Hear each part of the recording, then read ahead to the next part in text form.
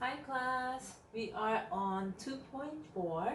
Now if you know about how we're gonna find the derivative algebraically, this time we are going to actually see what does really derivative means. So we are going to review on appetizer, and then there are some explanation on main dish, and then there's some dessert.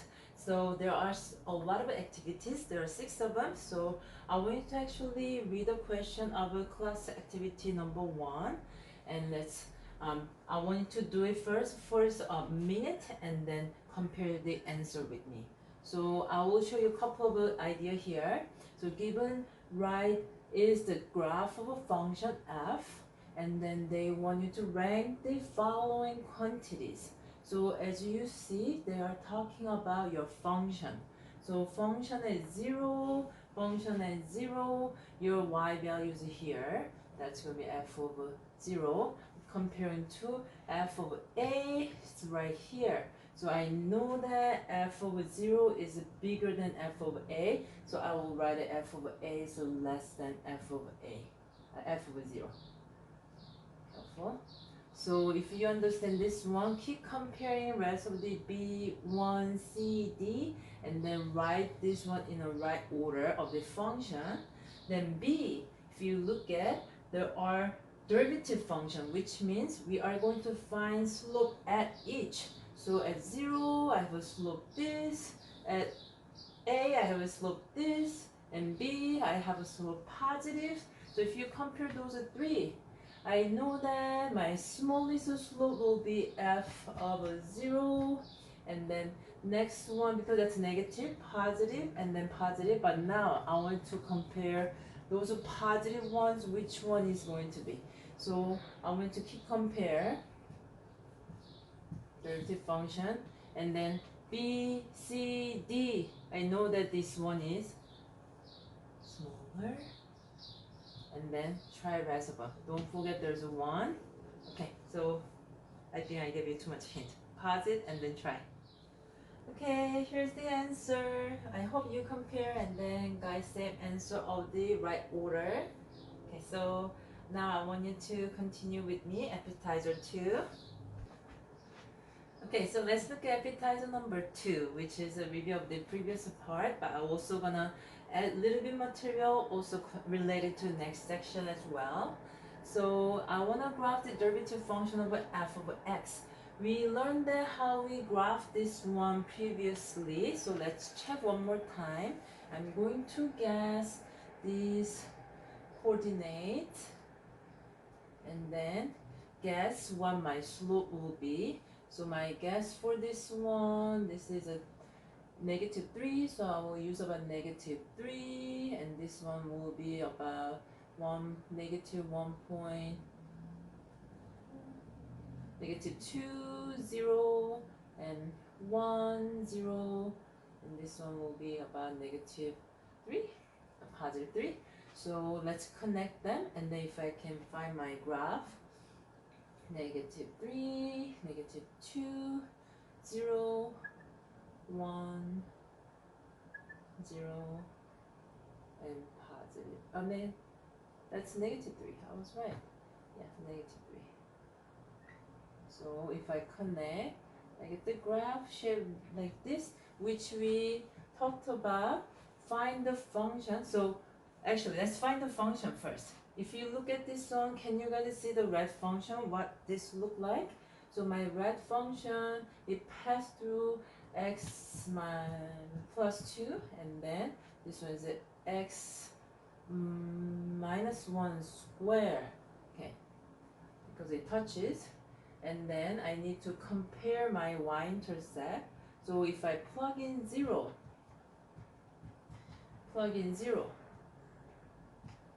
I get -1. So when I plug in 0, I'm going to get 2 times -1 is -2a has to be -1. Therefore, your a value has to be 1/2. I think it's -1/2. And yes,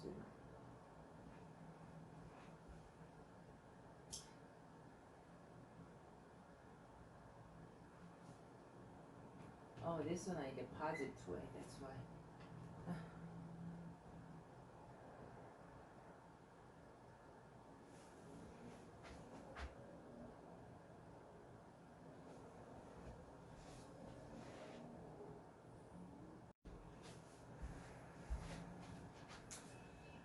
So if you look at it, I briefly graph it for you with the slope, and then green color is my derivative function. Then I want to find the function of red color. So this intercept x plus 2, and then at 1 I have a x minus 1 square since it is a touching. Then I need to find what my value here, definitely my graph is negative. And however, when I try to find my y-intercept by plugging 0 plus 2 is a 2, and then 0 minus 1 squared is a 1. So 2a is equal to that value, negative 1 is the y-intercept. So my from value has to be negative 1 over 2. So that's my function here. Then I want to actually talk about on the red color graph where f function decreasing, So if you look at here to here, my f function is decreasing. My interval will be negative infinity to negative 1, and then it's decreasing again 1 to infinity.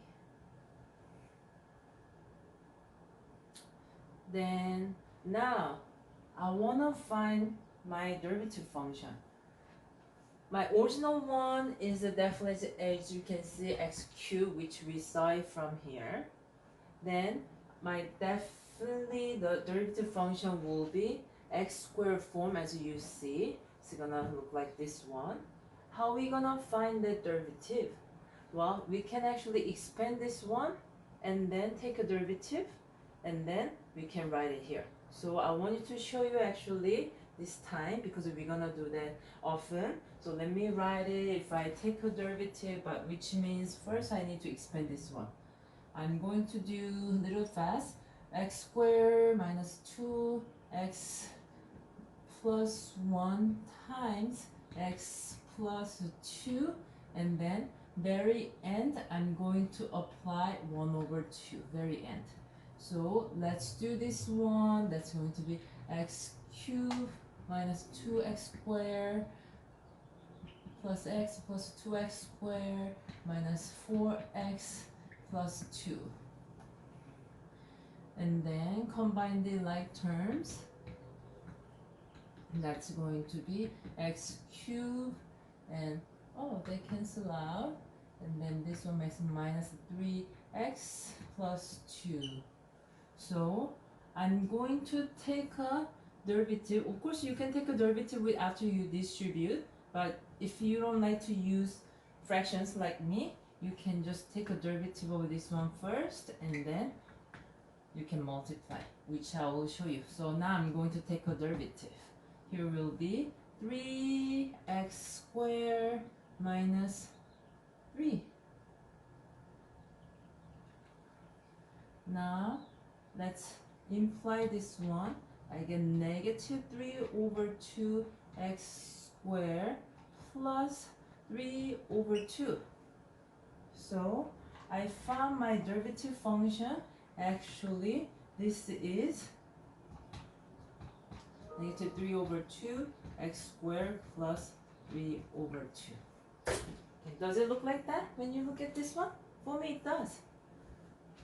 As we guess, this one is a 1, but this one was 1. So I guess this one was 1.5 because of how I know that the y-intercept says 1.5. So probably it's better graph will be going like this way, but with your guess, that's good enough, right? You can see the figure. So from here, now I want to talk about what does this mean in derivative. I want you to look at green color graph and then try to see that where your graph is above or below. So I have this line. Do you guys see that my graph where is below? Green color graph is below negative infinity till negative 1, and then 1 to infinity. this part is oh, I made a mistake. This is what I'm talking about over green color, right below the x-axis. Then, oh, I saw this one somewhere. Where did I saw this one? I saw it right here. So there's a relationship. If you look at the original function where it's decreasing, which is, you can actually look at your derivative function and just below the x-axis. And vice versa, if you want to see where is it increasing, where red color you see that this is the increasing part, then now this part, as you see, it has to be above the x-axis. Younghan, why this one has this curve? Because your slope is actually changing. Here to here getting bigger and here to here getting smaller. So if I zoom in, it's getting bigger and then getting smaller. So getting bigger and getting smaller.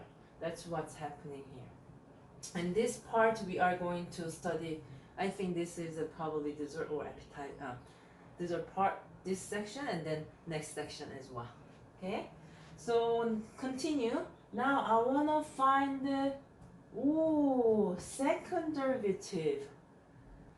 So let's get those graphs here to find my second derivative. So if you look at this is 2, so that looks like about positive 2. And then this is a 2, that looks like about 1.5. And then if you look at my graph, I probably should use more other one, but it's just approximate, so I'm okay. So it's about 1. And then this one obviously 0. And then this one, do you guys see that? This is a 1. It looks to me a little bit sharper than 1, right? So I will put about 1.2. And this is a 2. This one is definitely sharper than 2. This is a 3. So I will put about -3. So I want to connect this one. My graph looks like this way. Yeah? But as you see, what kind of graph I should get? Because the previous one was x squared, so my second derivative has to be something linear equation, like mx plus b form. So although that's my guess of the second derivative, and you're gonna practice that on main dish part, but now I wanna find really what this function has to be by taking derivative here. This derivative, everybody be careful.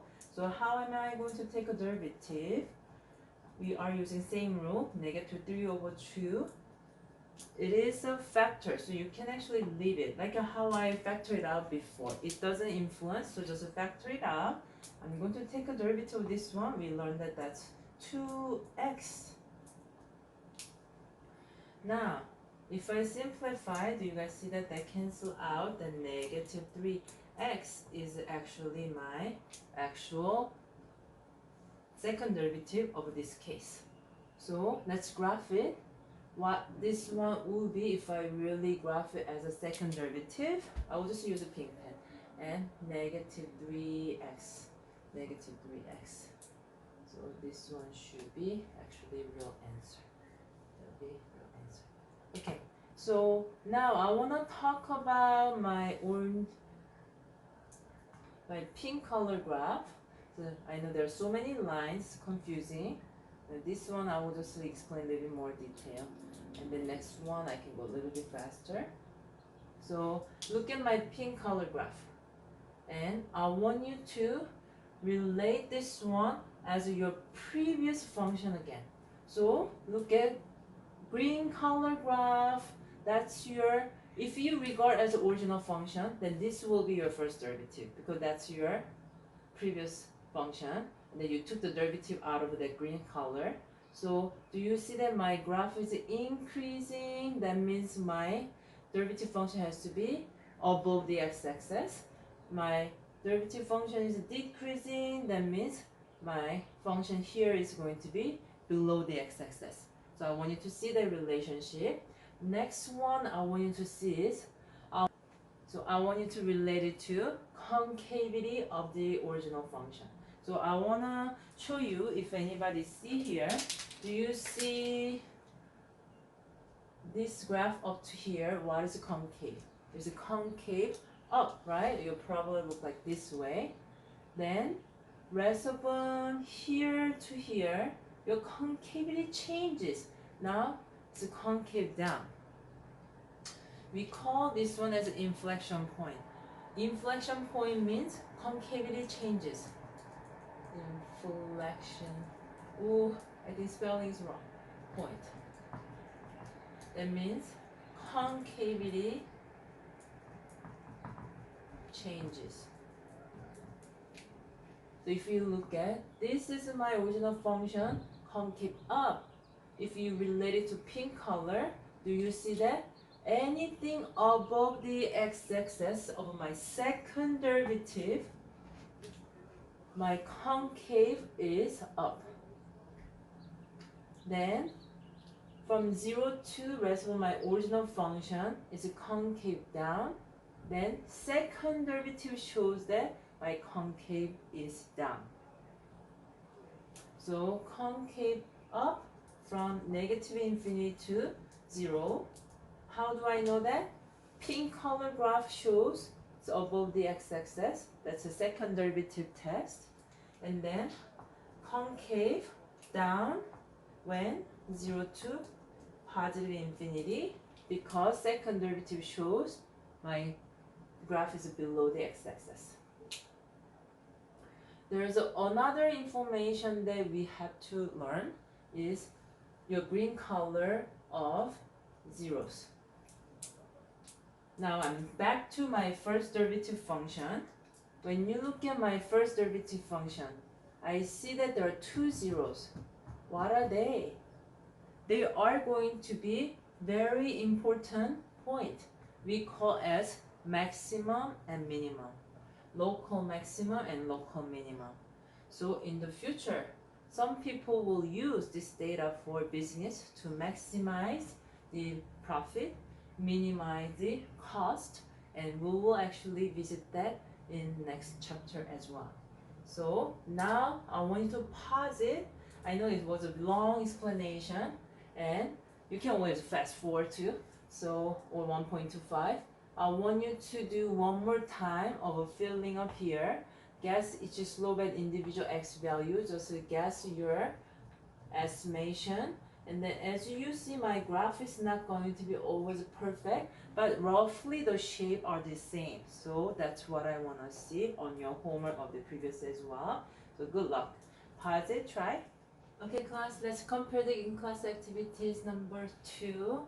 It actually has lots of deeper meaning, so I want you to actually pay attention this one, all those in-class activities. So the function that I found is this one. First I saw this form from here, an x cubed and then negative 4.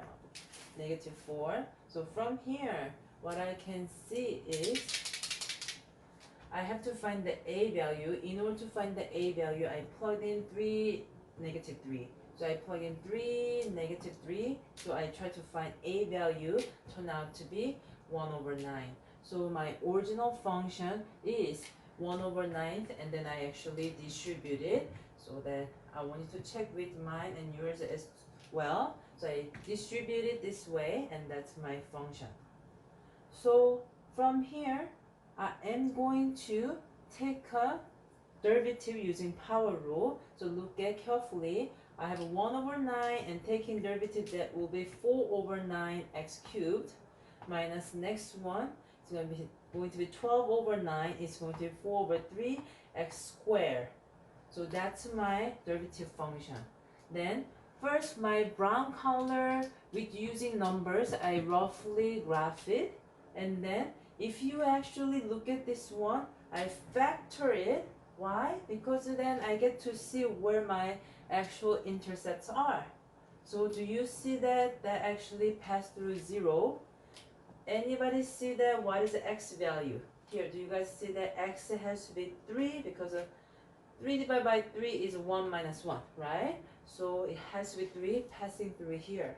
So if you want to graph x cubed, it's from here, come down, and then since it's going to be x squared, it touches and comes down. Now, I want you to relate it. What does the original function and then what does the first derivative tell me? So I want you to look at red color. Do you see that your graph is decreasing all the way to 3? So it's decreasing. Now look at your brown color. Look at, what should we look at? Below the x-axis, right? So if I look at below the x-axis, I'm going to have a decreasing function all the way negative infinity to 3, right? There's one part that you have to be careful. This one is actually 0, and then come back to decreasing function. So I want you to see that how we're gonna check that your function is decreasing. You can check by checking your first derivative function. We call it the first derivative test. Then let's relate to my second derivative. I took the derivative one more time. So 4 over 9 and then 3 comes front. So 12 over 9 becomes 4 over 3. X squared minus 8 over 3x. And then I factor it because there will be some other explanation. But now I want to graph this one. How? We can graph it this way. Do you guys see that two intersections? 0 and 2. So now my second derivative will pass through 0 and 2. So as you see, it's going to be positive. I can graph it this way. But for fun, I want to find this value.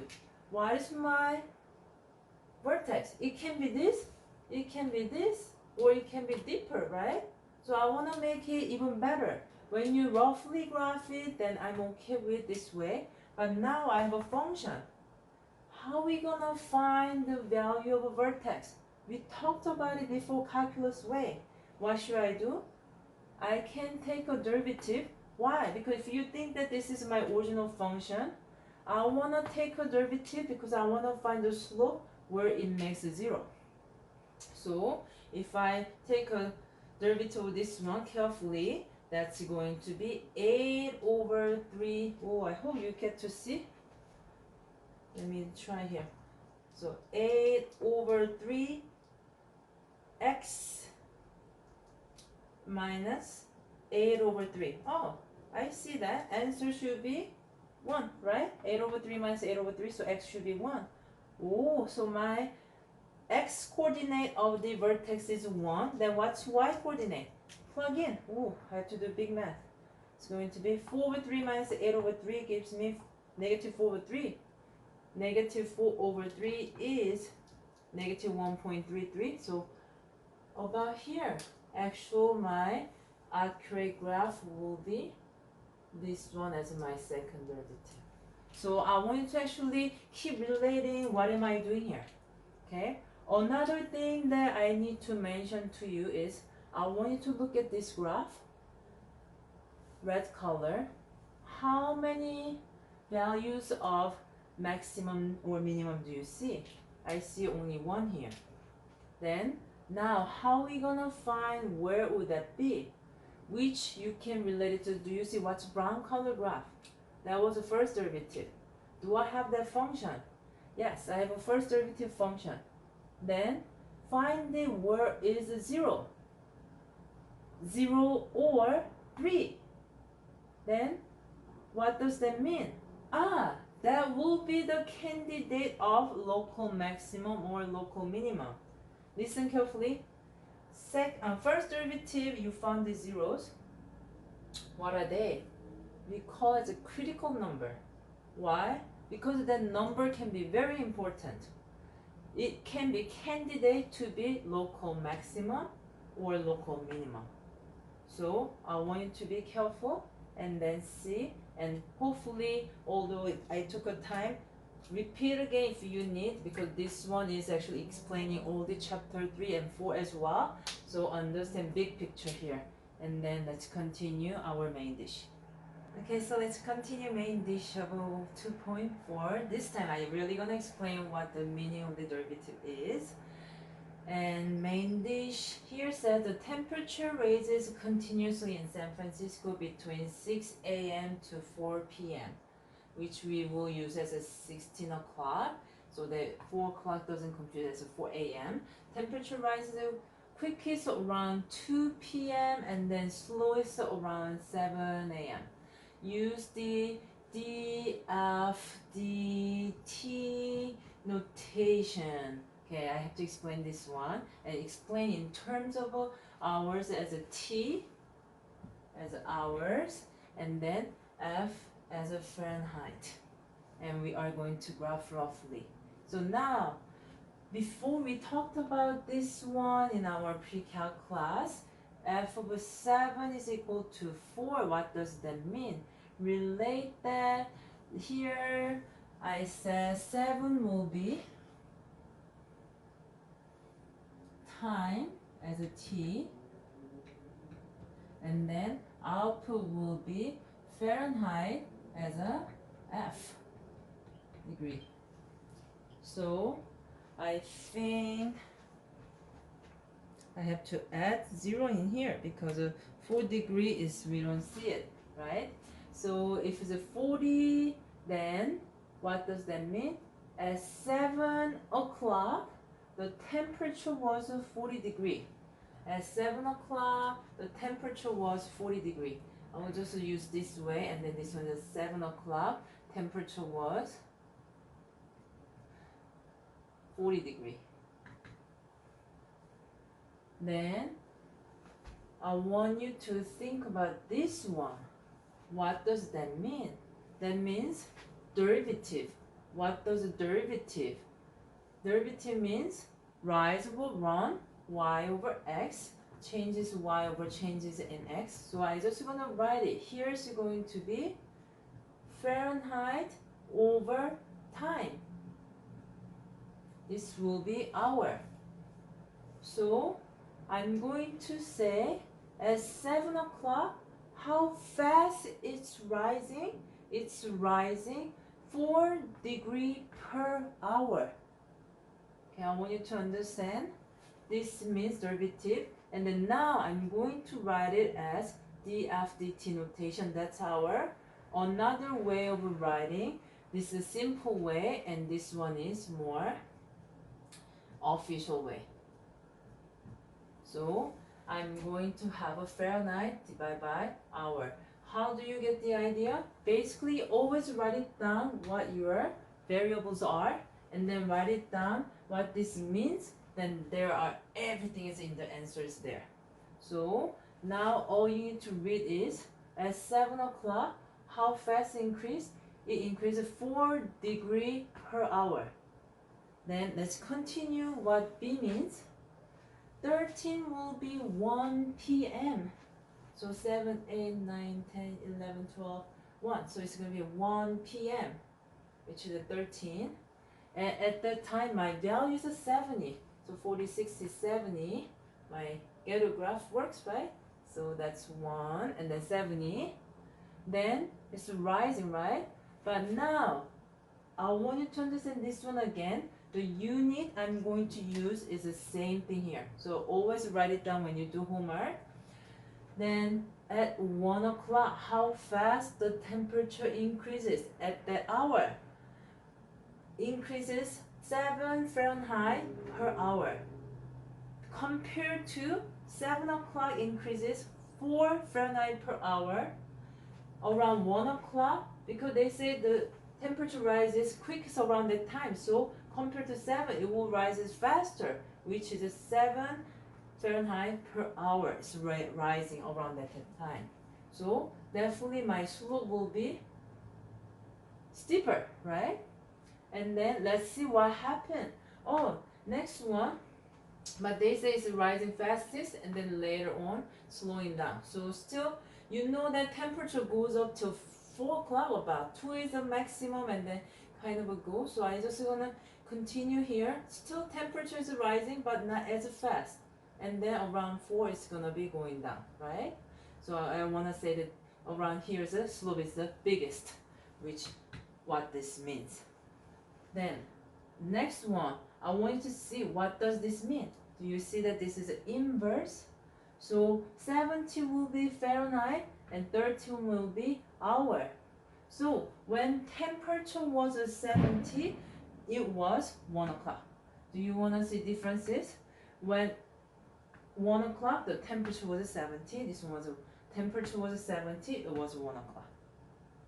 Then now I want to think about what does this mean.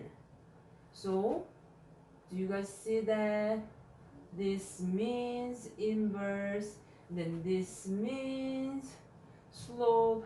So basically, if first one had a unit as Fahrenheit per hour, then now I can have hour per 1 Fahrenheit.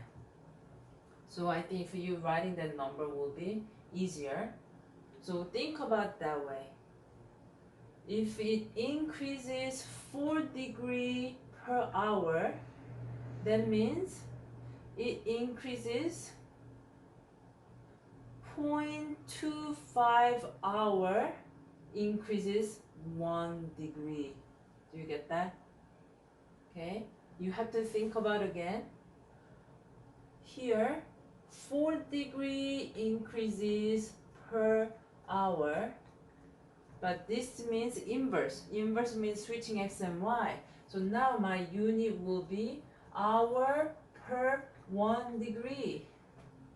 So how it's going to be? 1 degree will be divided by 4, 1 over 4 hour, which is 15 minutes. But this case you can put as a 0.25 hour, or it takes 15 minutes if you want to convert it, increasing for 1 degree. So what does this mean? This case saying 0.2 hour takes increasing 1 degree. Again, about 0.2 hour takes increasing 1 degree. Then what does that mean? 1 hour increase about 5 degrees, right? So keep think about the unit. Unit is the key in this case. Now I want you to think about in-class activities and then try to see that if you understand the meaning. I will try to briefly explain those last two parts. Okay, so try, graph it, make it your own, and then compare with me. Ready for the in-class activities? So you see in classes, you see in-state tuition increase every year has been, and then those are actually real data. So tuition in dollars, and let's try to see what input and output represents by reading it. And then T represents the time in years since year 2000. So explain in terms of years as a T as a tuition. Oh, it's so confusing. Big T is a tuition, small t is a time. Okay, at least I didn't put it in here. So now it's going to be T, comma, big T. But that's a time in year, and this is a tuition in dollars. Okay, so after you writing down your input, pretty much done.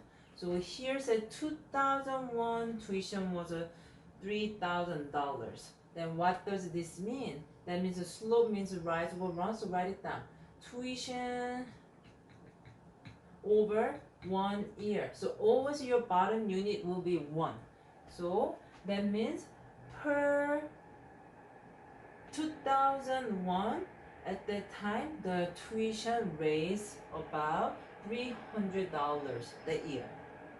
Okay, now continue. So year 2017 tuition was 13,000. I put mine as by 2 as x, and then I put it y as every 3,000. So I have a point here with this coordinate. And then what does this mean? Year 2017, the tuition increases 700 per 1 year. As you see, actually your tuition increases faster around at that time. There are lots of protests, right, of the students. And then now, when I check 2019, you see tuition was actually $12,000. So I'm going to graph, that's going to $12,000. So it kind of went down. Then what does this mean? year 2019, $500 tuition decrease that year, 1 year. That's my rate of change. So that's decrease. That's why my function is decrease that I have a negative value, right? Then I want to think about what this means. This means inverse. So when tuition was 12,000, the year will be 19. Also, there will be this year too, probably about 2016, right? Then, what does this mean? Try to understand the unit again.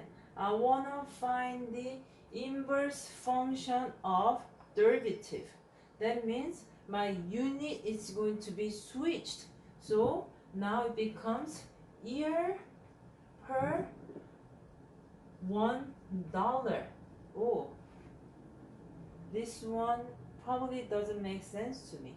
Probably it should be tuition is increasing about 2 years and $1. I think definitely that doesn't make sense, right? So if it is increase, so now let's use this one. No, I want to use this. Increase $700 per 1 year. Then I want to see that how much will be. Oh, I know what I use as a unit. Okay, now I want to make as $1. That means you have to divide by 700, right? If you divide by 700, 1 year divided by 700, which is going to be point, very small number.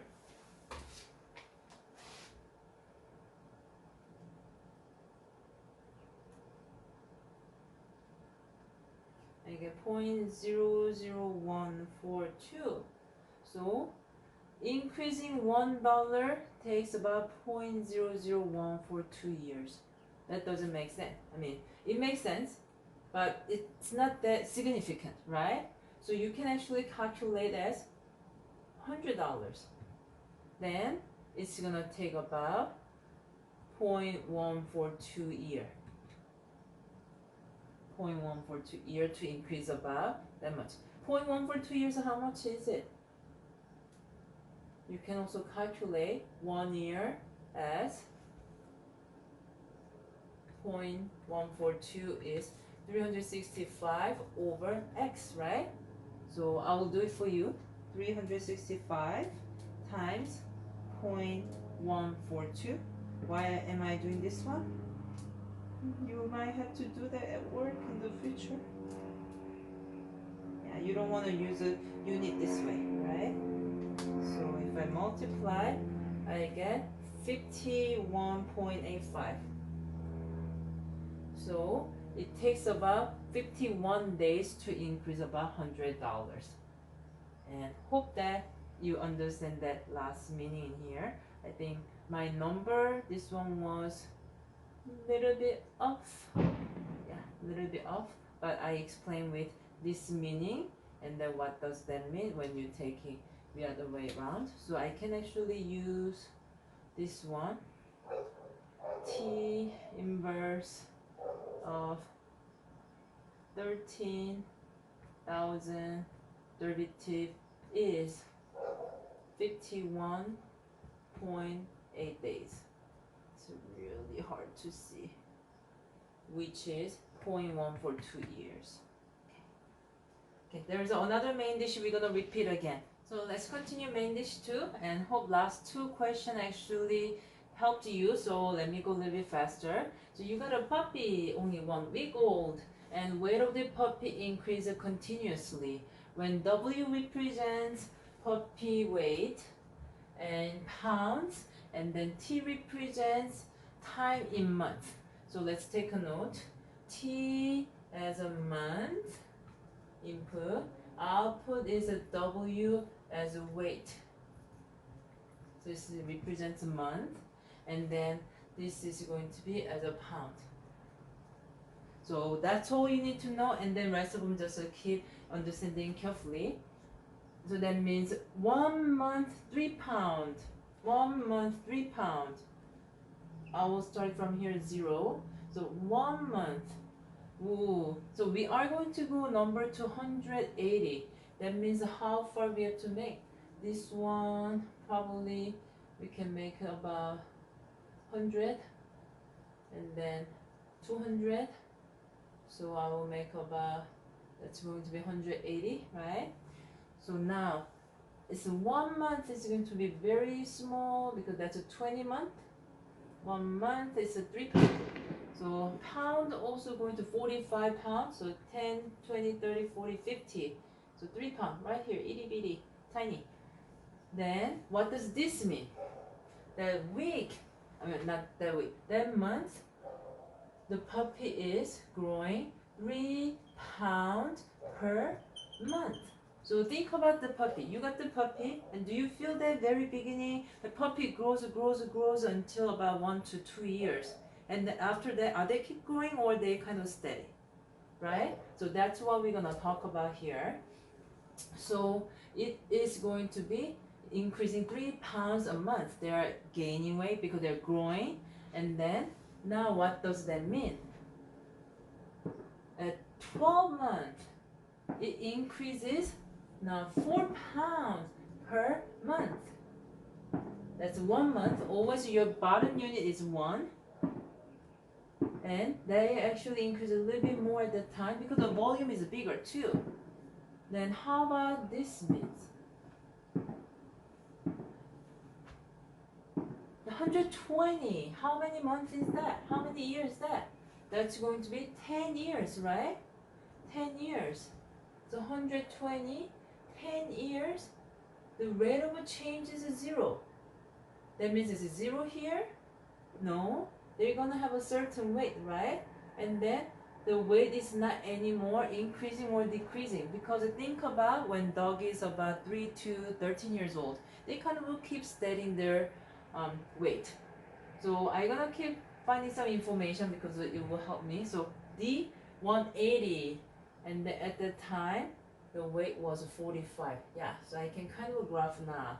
So here's a little bit slow, and then here 12 months was a little bit faster, and then what about here? Anybody see something? And then around 10, 12 months, 10 years, around 120, it's going to be like a steady, right? It's going to be steady. And then what does this mean? When it's 40, what does that mean? That means now you have to see inverse function. So that represents weight. This represents month.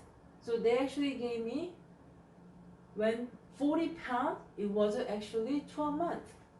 So I know that, whoa, it's already 40 pounds. That's big. Around 12 months, right here. So it increased actually really fast, like that. It probably should increase like this, right? So that was a 3 and 4. And then after that, what does this mean? Now I have derivative of inverse. That means my unit is going to be switched. This time it's going to be month per how many pounds? 1 pound. 1 pound. So if it's a 3 pound a month, then how much is it going to be? 1/3 month of 1 pound. So lots of thinking here. So now let's relate it to this one. When puppy was 40 months old, 40 months old, no, that's not 40, that's when puppy was 40 pounds. When puppy was 40 pounds, at that time, rate of change is 0.25 month per pound. It's very difficult, right? But that's the meaning here, since we have to use 1. Let me relate it for you. That means 1 month increase 4 pound. LBS, 4 pound. Now, do you get the idea? It's going to be 1 month increases 4 pound means 0.25 month, quarter month gains 1 pound. I'm just using the unit the other way around. So keep pay attention. So this one, I'm sure you got it. Then what does this mean? When puppy was 180 month, how many years is this? That's going to be 120 is 10 years plus 60 is 5 years, so about 15 years old. When puppy is 15 years old,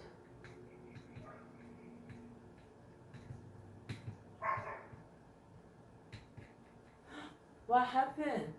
The rate of change is decreasing. How much? -1 pound a month. What's happening? I don't want to go continue. That's kind of sad. But now I want you to see that losing weight, right? The puppy is losing weight. About -1 pound a month. Because my unit is now pound a month. So it's gonna be like this, and then steady whole life, and then into 45, and then it's gonna decrease a little bit. And that's my graph. Okay, there's one more I want you to complete, and then think about the meaning each, and then graph it. Okay, class? Let's talk about the meaning here quickly with me.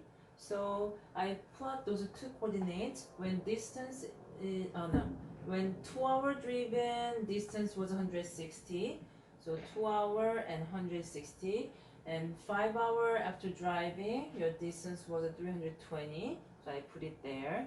Then now what does this mean? This means the slope, so I put in my unit as miles per 1 hour. That means at second hour while you are driving, your speed was 80 miles per hour, or 80 miles per hour. That is a speed unit. So that is a speed. And then let's look at this one because it's related to. So on 5th hour you're driving, at that time your speed was average speed or instantaneous speed. At that time, that 1 hour was about 55 miles per hour. That means you're driving slower as you arrive near LA. Why? Because the traffic is worse there than here, right? On the highway. So your speed will be 55 compared to 80 miles. Okay? Then let's see. Is speed -5 possible, class? I want to talk about that. What does -5 mean? Speed is -5. What does that mean? Is it possible? Yes and no? Actually, answer is yes, it's possible because -5 means you're going backwards. So you're still going 5, but what direction? Opposite direction. If you're on highway, it's dangerous, you cannot go backwards, so you can argue with me. But if you're in almost you arrived at home and then you're backing out, then your speed will be 5 miles per hour backwards, right? Then this is actually possible depending on situation. So I want you to understand what this means. Still it's miles per hour. But this means the opposite direction of the car. So you're still going by opposite direction. Now we have a last one to talk about. What does this mean? So when distance was 160, at that time the rate of change is 0.0125. Then careful, since it's inverse, my unit is not going to be any more miles per hour. It's going to be hours per mile. So just put it into unit right away. 0.10125 hour per 1 mile. That's what it means. You get it? But Hyunga, I don't get it. This feels weird, right? Now I want you to multiply 80 here. What happens?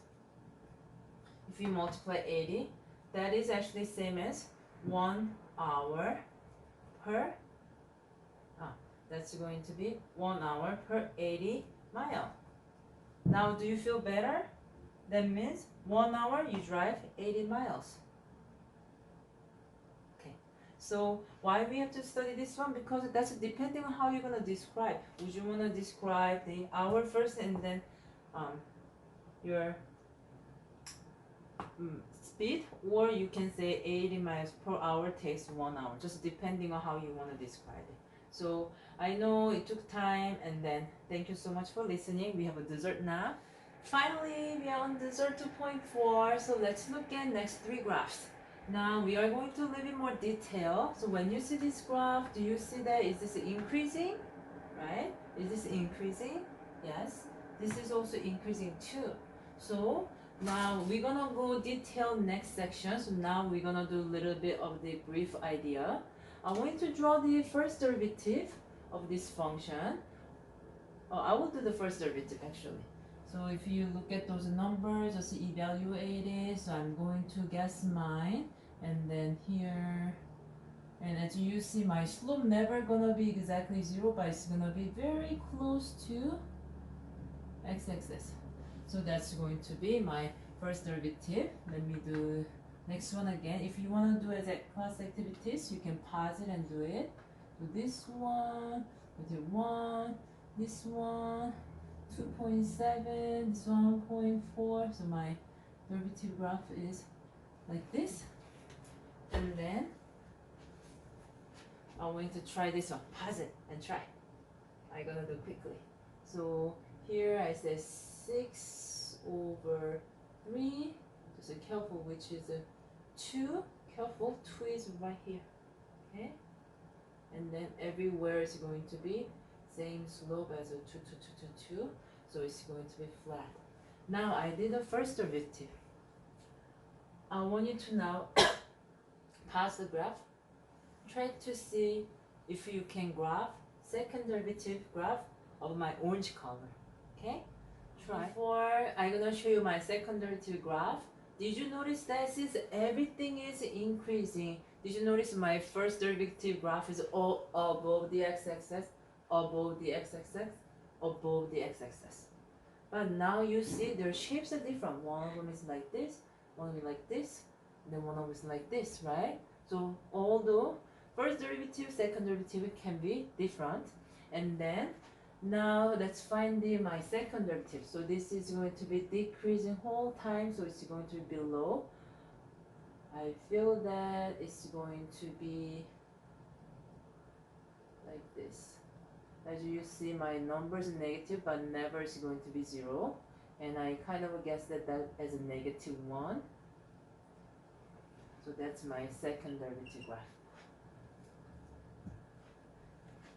Related to here, my derivative is decreasing, then my second derivative has to be everything below the x-axis.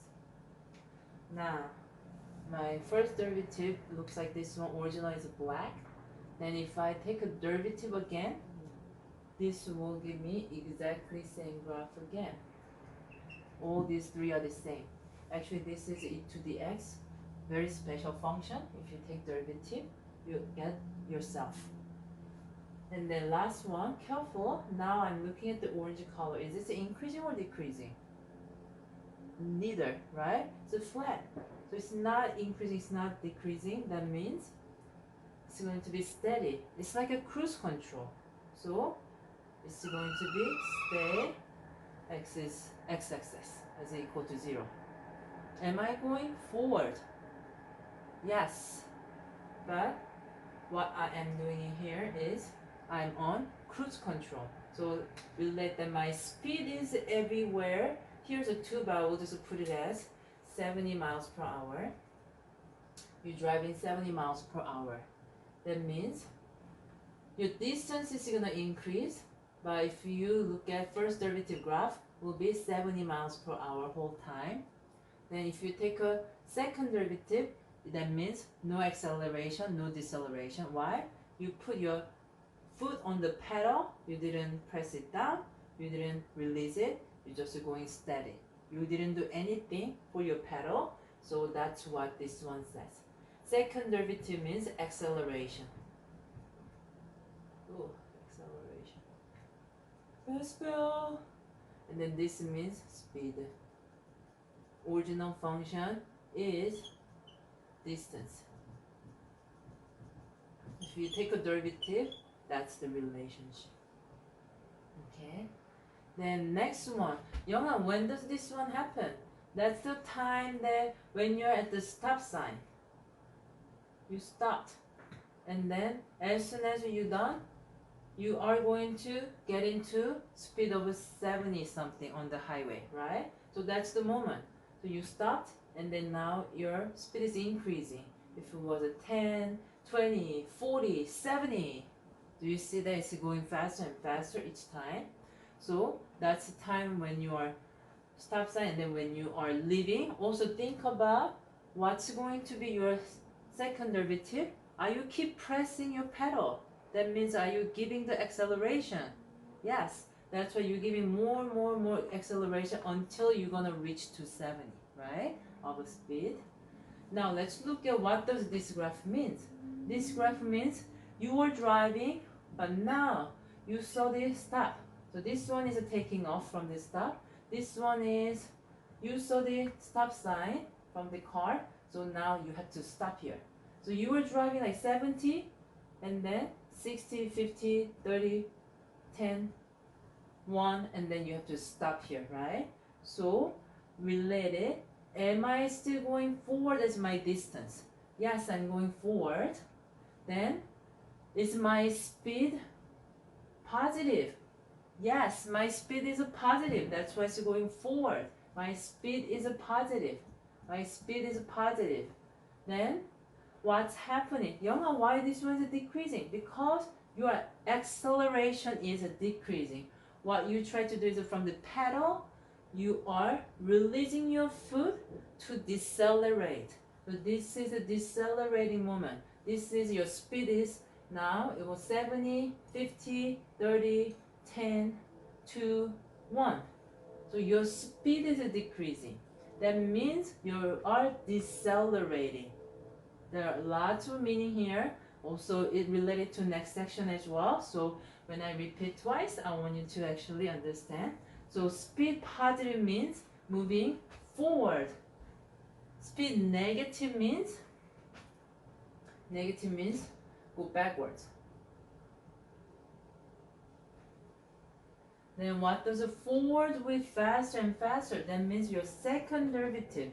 Forward with getting faster and faster. Faster and faster. You see the differences? Second derivative. That means your second derivative is above the x-axis. Now, going forward with slower. It's going forward with speed is slower, slowing down, slower and slower. What does that mean? Your second derivative has to be below the x-axis. Second derivative is below the x-axis. This is a positive above the x-axis. Okay. It seems like simple, but lots of meaning here. So understand that. And then now I'm going to explain dessert, because this is the last dessert and this is actually a fun part. I promise. So I want you to look at the graph here, and then I will put as A, B, C. I want you to see that which one is original function, which one is derivative function, and which one is second derivative function. So I will give you example of the first one, and then let's make it those three as in class activities. So here I'm going to just choose. I'm gonna assume that A were my first original function. Then look at what will be the easiest value is finding zeros. This one has to be 0 because slope is 0, so it has to be 0. So now related, do you see that those points, are they connected when you look at? It looks like it to me, right? So I'm gonna put that A is my original, and then I'm gonna guess that B is my derivative function. Now look at B and then try to see that if this one is going to this one. So do you also see that those zeros are all matching? So does this represent as a C as my another second derivative?